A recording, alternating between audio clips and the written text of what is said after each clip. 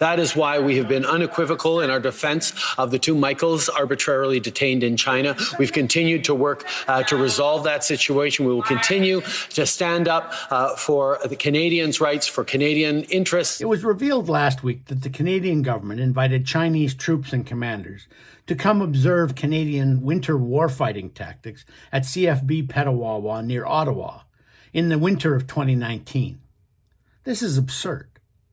Even if you don't agree with me that China is the country we're most likely to face in some future battlefield, that China is a threat to us and our allies on a military level, it's still absurd when the Chinese government is holding two Canadians, Michael Kovrig and Michael Spavor, in detestable conditions for trumped-up espionage charges.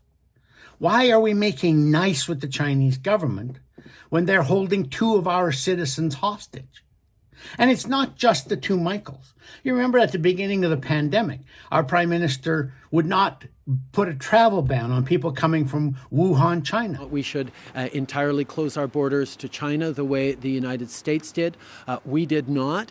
He deflected criticism away from the Chinese Communist Party and its cover-up of the pandemic in Wuhan.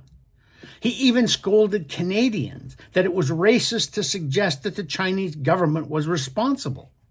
There is just way too much trust and coziness with the Chinese in the Liberal government.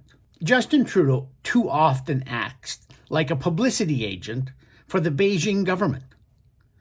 I don't understand and never have understood Trudeau's faith in the Chinese. It's not just the two Michaels.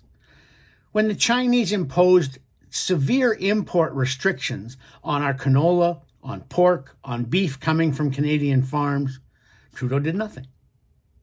Trudeau has also done very little over the Chinese crackdown on the democracy movement in Hong Kong. He's been silent on the concentration camps the Chinese have, all apparently because he's trying very hard to normalize relationships with China. But it's a one-way street as far as the Chinese are concerned. And our allies are concerned as well. We are part of what's called Five Eyes, which is the UK, the US, Canada, Australia, and New Zealand, all working together on intelligence. And the other four have all warned us not to let Huawei, the Chinese technology giant, in on our 5G cell phone network. Trudeau won't ban them. It's puzzling to me why this is happening, particularly when the two Michaels are still being held in detention.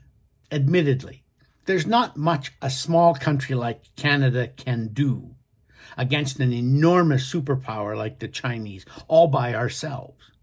But we've also soiled our relations with so many other countries that we don't have a lot of natural allies who will come to our defense against the Chinese. Maybe that'll change a little bit with Joe Biden becoming the president of the United States. Donald Trump was very dead set against helping Canada get two Michaels out of jail. But we don't do anything, and that's what's frustrating.